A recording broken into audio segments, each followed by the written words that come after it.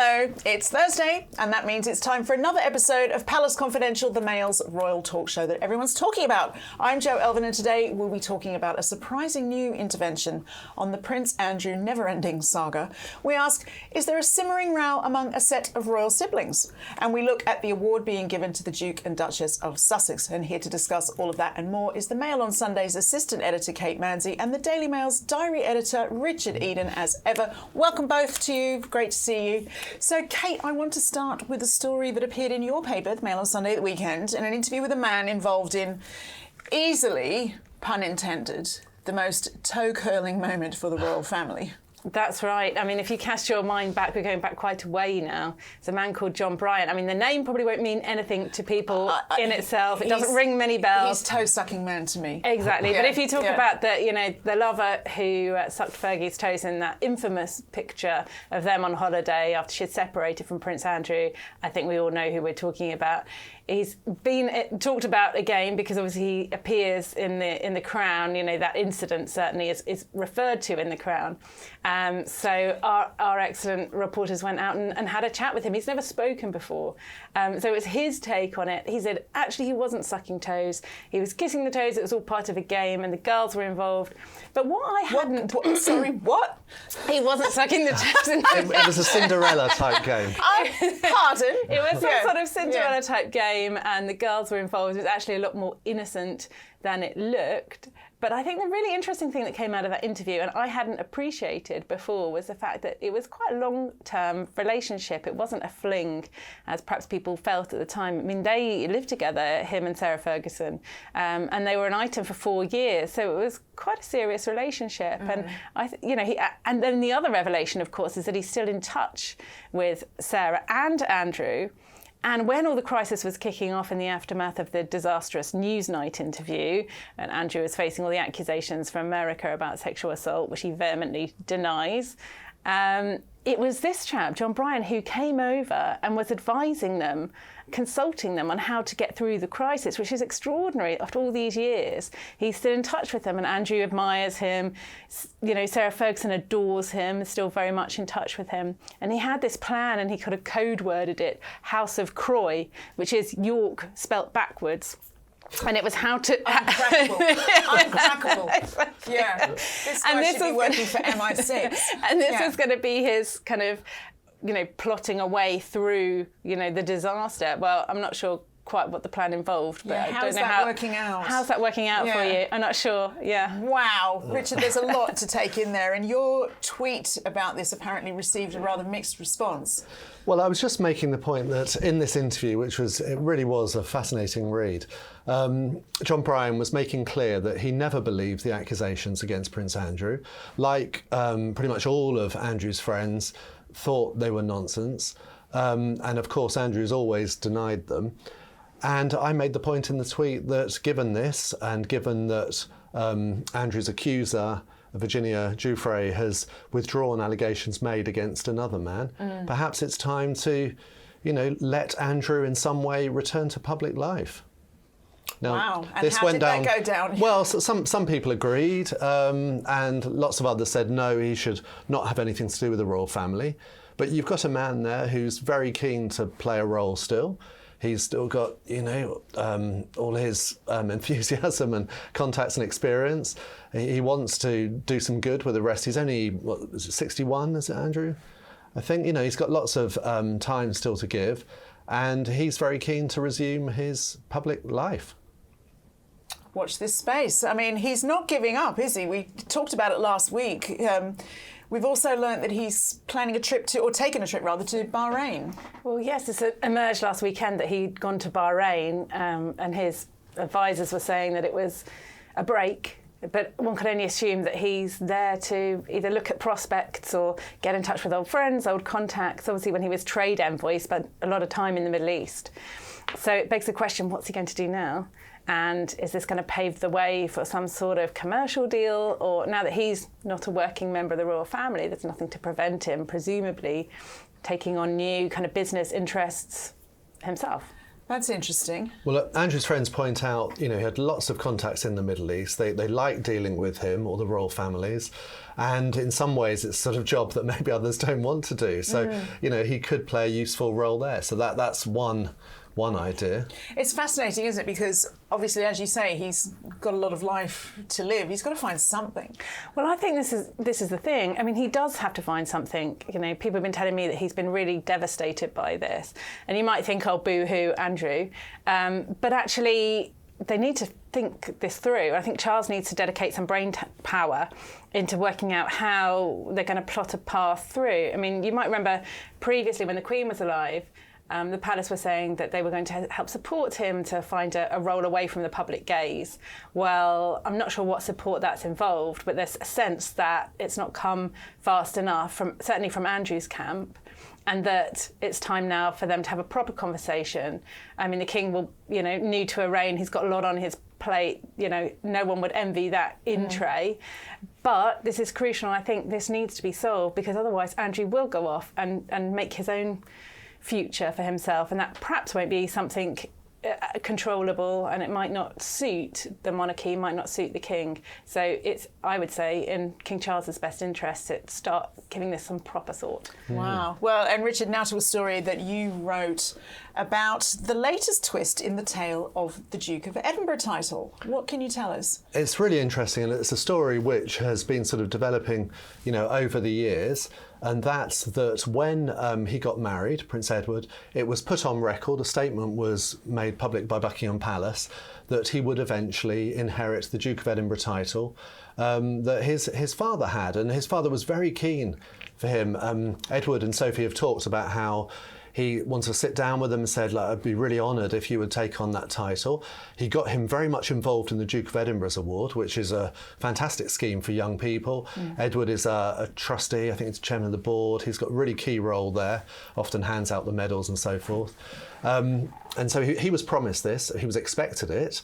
And, I think it was, as Kate pointed out, it was on the royal website at one point that he would receive it. Yeah, on the official royal website, at one point, if you click through all the what they call the principals, the members of the royal family, right there it was saying that he would inherit the Duke of Edinburgh title. This was official from Buckingham Palace. It was always said to be a done deal, and that's one of the reasons I think why he took on the Duke of Edinburgh Awards. Has that been removed from? It's Charles's gift, and it's not been forthcoming. So it's been removed from the website. But when was it? Oh yes, yeah, that was about 2014. It was removed. Yeah, and so anyway, my story was that Charles has decided he's not going to give it to him. He's not going to really use it himself. That title stays with the crown, but he doesn't want to give it to him. And one of the reasons was that it's a hereditary title, that if he gives it to Edward, it then establishes a sort of new household. You've got the Duke and Duchess of Edinburgh, and then their son James would inherit that title.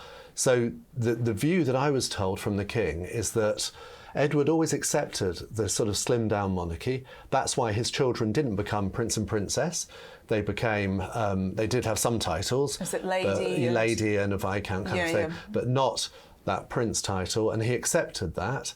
And this is part of that slimming down. But it's a tricky one. You've got some natural wastage, though, haven't you, with Andrew and Harry now out of the mix? Natural wastage, you are cold. Well, we hear so much, don't we, about King Charles and when he becomes king, and now he is king, of course, having this slimmed down monarchy. And some of that's happened almost by accident, by kind of the way that things have unfolded. So it does seem quite mean not to make Edward on a human level, how would any of us feel if your beloved parent has promised you something and then they've put it in writing and then you're told later, sorry, you can't have that. It's just, even whether he cares about it or not, I don't know, but it is something that would make you feel bad. Well, I think the way it was put to me was that it has been noticed. Yeah. Yes, well, you were so I think there is, I mean, they're too graceful to say anything, obviously publicly or even perhaps privately, but I do think it's a snub. But you did have a story in the paper suggesting that, for these obvious reasons, that there are tensions between the siblings. Well, I don't know if Edward and Charles have always got on particularly well anyway. There's a big age gap. I think, not just the title, but various other reasons. I think they're quite different characters, and I think there is, when Edward and Anne went to go shooting with Andrew, King Charles's advisors made it very, very clear that while he was in Windsor that same day, he wasn't part of the shoot with the rest of the family. They're very keen to distance himself from his brother Andrew. And so Edward and Anne being seen publicly going out to meet with Andrew and to talk to him about what is going on, that wasn't taken very well, I don't think. Wow. But then there needs to be that bridge. Edward's always been the bridge between Andrew and Charles. And actually, I think some compensation in terms of the title or just showing him a bit of love might be wise. Could this situation with this relationship with the king and his siblings, could it be more serious than people currently realise, Rich? Well, I have heard, people are saying they are worried about sort of War of the Windsors developing because, come on, let's be realistic here. It's ridiculous. The king can't say Andrew's going to have no role. He's, for the rest of his life, has just got to do nothing, keep his head down. Oh, and by the way, his brothers and sisters can't see him either or do anything with him. Anne and Edward wouldn't accept that. They want to see their brother, and from what I hear, they're quite sympathetic towards him.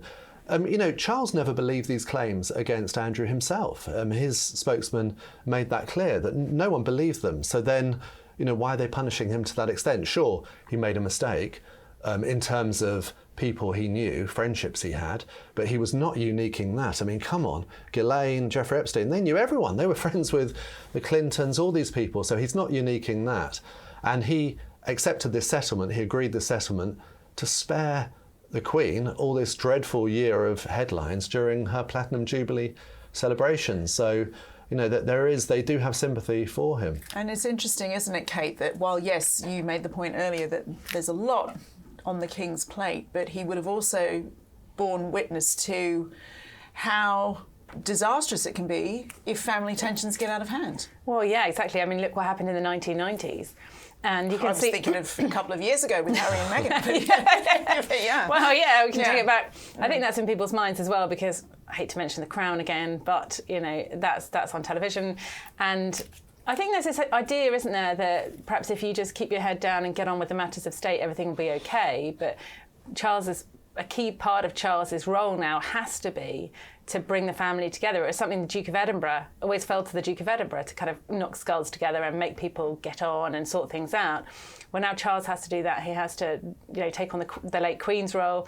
He has to take on his late father's role as well. And I think that's got to be a priority of the reign because that's where the blind spots can be for Charles if he's not careful. But imagine how hard that is because, the Queen and Prince Philip were the parents. They can get their children, tell them what to do, bring them together.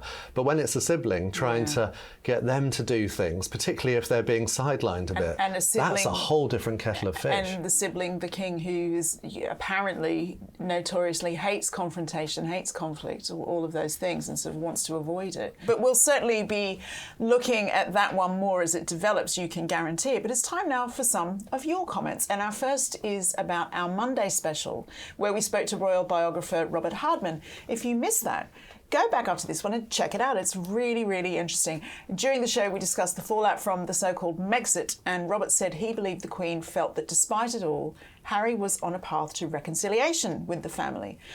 Well, in response to that, Helen Gunter writes, "I'm sorry, but the Queen allowed her grief and illness to cloud her normally astute thinking. She should have removed titles and not left Charles to it. But do it Charles must. The civil unrest is palatable. Nothing and no one comes before the monarchy. Certainly not an ungrateful pair of victims. They disgust me." Wow. Strong words. I don't want to get on Helen's wrong side.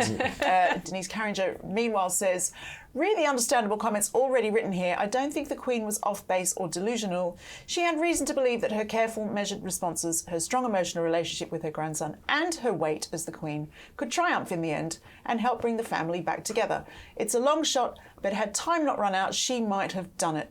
Harry is the loser. The monarchy goes on." Wow. I'm always impressed by these comments. They're brilliant, aren't they? Yeah, really well. Some people really think about it, and we really appreciate you chiming in. But to our commenters' favourite subject, which isn't the royal family. No, I'm talking about our own Richard Eden. Seaside Mum, and it's MOM, so she's one of our American viewers, says, "I think Richard Eden should team up with the London Sock Company and have a line of royal-worthy socks. That is a genius idea. That's a great idea. Look, these are very boring. I need something more colourful. Quite, yes, we do. So please do keep sending in your comments. And if you are watching from the sock shop, we are open to offers. Any Richard Eaton themed merchandise. I want a Richard calendar and I still don't have it. Yeah, it's too late. But do comment below, speak to us on social media where we are at MailPlus, or email us at palace@mailplus.co.uk. Back to my panel now, and Kate, this week Buckingham Palace hosted its first state banquet in 5 years, and it seemed to be a real success. Lots of royals out for the occasion. That's right, they all look stunning. It was Buckingham Palace, obviously it's undergoing this massive renovation work, they call it resurfacing. But there was no sign of that from inside the banquet hall. So I was able to have a look around before they came in. And it was just absolutely, it had taken them 4 days to lay out all the plates and the cutlery. There was no place setting for me, unfortunately. My name wasn't anywhere, which was a shame. Odd. I think Royal Mail's made a big mishap there. I like the detail of there were 1,000 glasses, weren't there? 1,000 glasses, 6 well, everybody per had person. six glasses per person, but then you had an extra one for your champagne, so 7 really. So it was, it's properly, pomp, ceremony, pageantry, just rolling out the red carpet for the South African state visit. Interestingly, there's no place setting for the king. And I said, why is that? And they said, well, everybody knows who the monarch is, which is a good point.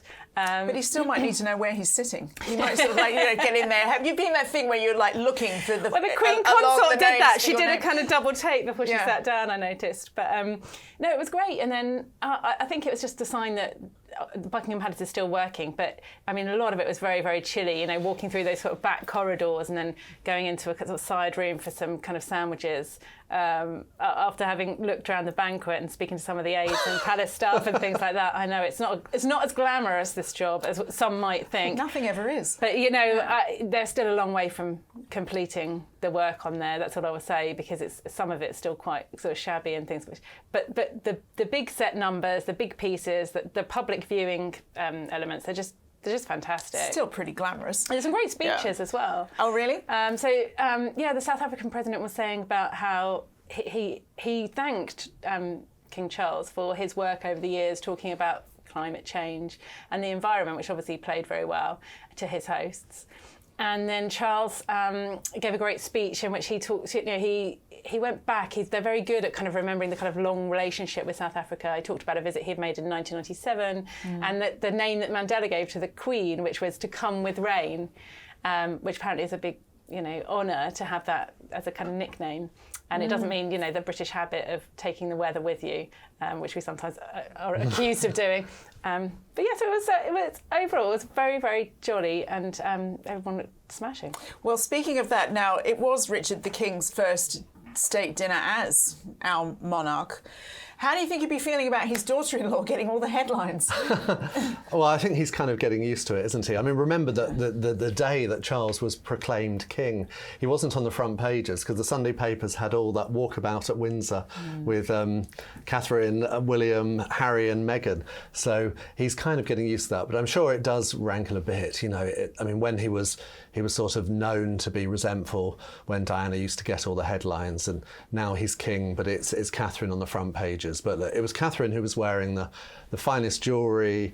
People love to see her. Handsome man though he is, Charles. I think we're in the business of selling papers, so we do want the most appealing person on our front pages. It was a Jenny Packham gown, wasn't it? It was the Queen Mary tiara that was worn by Diana previously. And, yeah. I think men appreciate that on these occasions. It's the women who take the glory. I'm afraid it's true. There's if you want, it's the glamour is in the women's outfits. Exactly. Usually. Although, there's a lot of, there's all the medals, there's all of those things, there's the sashes that I love with all of this kind of pomp. But what did you make of the King's speech?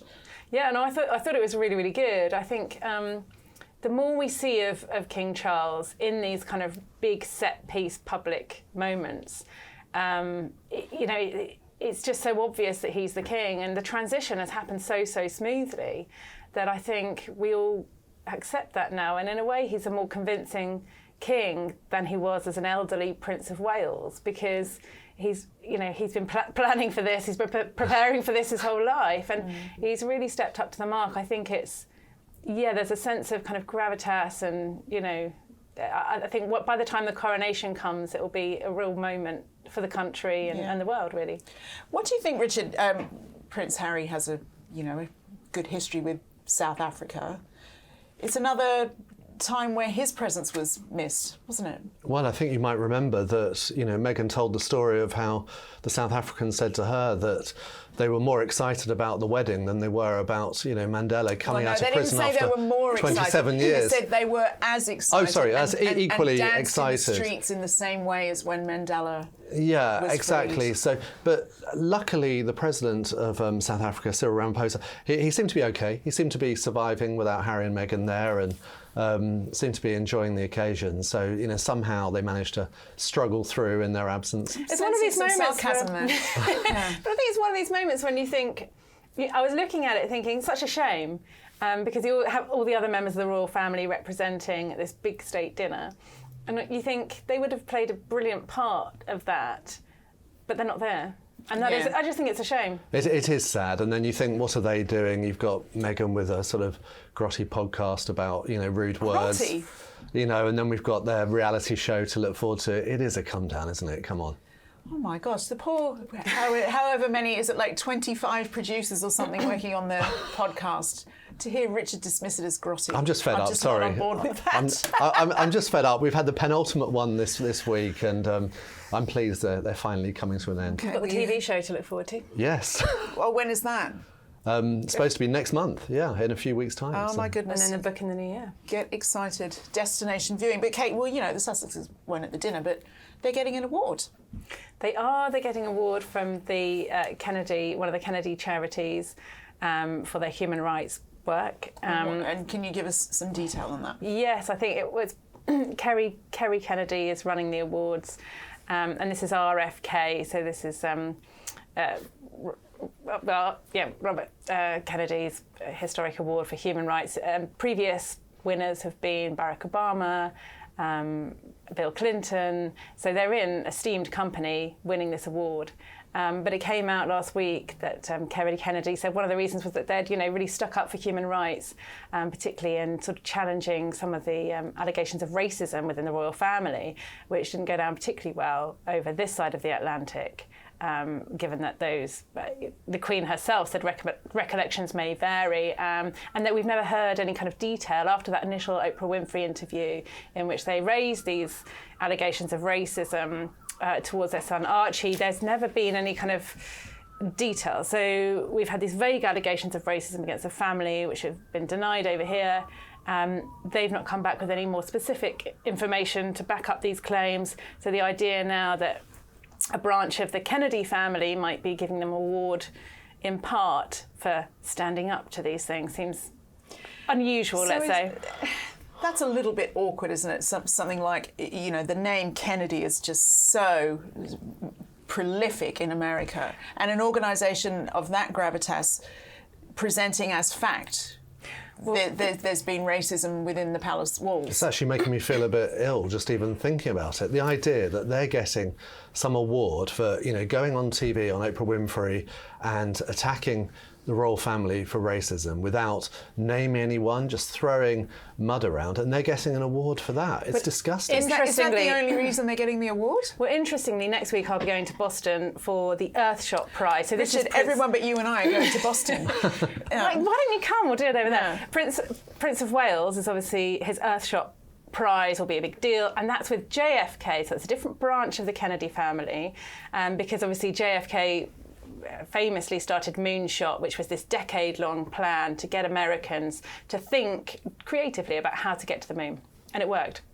So similarly, William wants to do a scheme where it's called Earthshot, and within a decade get people to think all around the world creatively about how we might save the planet. So the JFK Kennedy branch of the family are on board with William's prize. William will be visiting the JFK library when he's out there and meeting with Caroline Kennedy. So it's really interesting that you've got the Sussexes siding with one side of the Kennedy family, you've got the Prince and Princess of Wales with another side of the family. What could possibly go wrong? What could possibly go wrong? I'm sure we'll find out very soon. I mean, Richard, the timing of this does seem rather unfortunate. Yeah, I mean, it sorry, I don't want to be too suspicious, but it does make you wonder if they've cooked up this sort of prize. It comes, I think, 4 days after William and Catherine are in Boston, as you say, getting, involved with the JFK Library and getting the Earthshot prize, or giving it out, announcing it. And then, there's something for Harry and Meghan a few days later. It all seems a bit weird, and as if it has got caught up in sort of Kennedy politics. Cynics might say, not me, that they wanted Harry and Meghan at this prestigious dinner, this awards, and they had to think of a way to make that something. Yeah, it's got them lots of attention. Clearly, we're all talking about it, and maybe that's what they want. They want, attention for their organisation. So, good luck to them. But I don't think we need to really pay too much attention to this, so-called human rights award. But we will. But just a word before we move on. As soon as we finish recording, Kate, not only are you off to Boston next week, you're off to none other than Buckingham Palace straight after here. What's going on? Yeah, I've got to nip over to Buckingham Palace straight after this because to sort out all the problems for the King. Well, no, not quite. Sadly, I don't have that much time, Jo. But the Order of Merit luncheon is happening today at Buckingham Palace. So these are all people who've received the Order of Merit, and it's a big lunch together. But there's some fascinating names on the guest list. So Tim Berners-Lee, creator of the internet, David Hockney, the artist, and some really big names. Lord Foster, he's an architect who developed some of the things that we can see down the South Bank here. Wow, yeah. So it's going to be a big chance for King Charles to kind of honour those people and be fascinating just to see some of those characters in one room. Is it a private affair, or is it something that we'll see in the papers, pictures? It's a bit of both. So there's a bit of access at the beginning, so we can see it all laid out and happening, and then everybody sort of scurried off so they can have a nice private time without fear of being overheard. Before we move on to some of your viewer questions, I don't know if I'd be flattered or terrified to walk into a room like that and see that I'm seated next to the King. I wonder who it will be. One day, Jo. Oh, but honestly, the Order of Merit is such a wonderful award. It's one of the few awards in the gift of the monarch, and it's a chance to reward some of the cleverest and people making the greatest contribution, and it's a real honour to get one of those. Fascinating stuff. Well, have a great time while I'm having my Pret sandwich somewhere on the tube. But let's see if we can answer a couple of your questions now. One comes from Jenny. Oh my goodness, I'm so sorry. How do I say your name? Let me go back and see. Jenny Hugendobler. Sorry if I've completely mauled that, Jenny. We love you anyway. She writes about a subject she feels hasn't been widely addressed. She says, what has happened to Angela Kelly? She was arguably one of the Queen's closest friends and been granted a grace and favour home on the Windsor estate by Her Majesty some years before her death. She eventually moved into the castle in a room next to the Queen's in order to be on hand to assist her more readily as her health declined. Is the Queen's gift of housing revocable? If so, has King Charles revoked it? I understand that the King does not hold Miss Kelly in the same regard as did his mother, so is she still living on the estate? Can she possibly feel welcome there now, or will she choose to move away? This is a lot of questions. Miss Kelly was mysteriously absent from public view in the days following the Queen's death until she appeared at her funeral. It's all so mysterious, and I don't think you're the only one. Kate, what has happened to Angela Kelly? Well, our viewers are very well informed. AK-47, as she's sort of known within the palace for the fact that she, like the gun, kind of managed to get things done and take people out who might be getting in her way. She's a great character, and the last I heard, she was taking a well-earned break and had gone to America. She's got a 3-book deal, you might remember, which the Queen granted, which shows certainly a sign of the esteem with which the Queen held her. So there's one more to come, that means. So perhaps she's wearing away on that. But that could be something which could be very revealing because, as you say, and as the viewers know, she was very much on the inside track right up until the Queen's final days and weeks. Do you know anything about the status of her grace and favour place in Windsor? Well, I think all these things are revocable under the new reign, but I think it would be rather churlish to make her homeless, and again, it's probably not an enemy you'd like to make, given that she's got a book to come out. But so I think that's just books coming out in TV shows, and But who knows? I mean, it's true that I don't think anybody loved her quite the way that the Queen did. within the family. So let's see how she gets on, but good luck to her. Interesting. Well, our next question comes from Christine Haylock, who writes, what do you think the chances are of Beatrice and her husband taking on more of a role in the royal family? They seem lovely, discreet, and with professional skills that might be of service. Now, Richard, I have a feeling that you're going to be well on board with this plan. Yeah, it would be great if her and usually did more. And I wrote this week about how Beatrice handed over an award from the Variety Club to someone that was in the name of her grandfather, Prince Philip. So that was a nice touch. And she does engagements like this, but they're private. They're not on the, the court circular or anything. Some people have got very excited about the fact that she's a Councillor of State now, and they sort of think, oh, that means she's got a new role. Would you be one of those people? No, but it's not really. It's just she's only got that because she's one of the adults over 21 in the royal family. It's just virtue of her position in the line of succession. But she hasn't been handed that by the king, and I don't think there's any significance. So there is no new role for her, but I'd like there to be one. Okay, but Kate, the king might not share that view with Richard. No, I think I'm with Richard on this. I think she's brilliant, actually. I remember sitting down having tea with her and Fergie a few years ago, and I was very impressed. She's incredibly professional, really well read, pleasant, well mannered. I think she'd be a real asset, but I don't think it's going to happen anytime soon. Oh, well, sorry. There you have your answer, though, Christine. Well, you can, as always, send us your questions. You can leave a comment below. You can speak to us on social media, where we are at MailPlus, or email us at palace@mailplus.co.uk. Well, as promised earlier on, we've got a gallery of the royal siblings when perhaps things might have been a bit happier than they are now. Before that, there's just time to say goodbye to Kate, Manzi, Richard, Eden, and to you. Thank you so much for watching, and we will see you next week on Palace Confidential. Bye for now.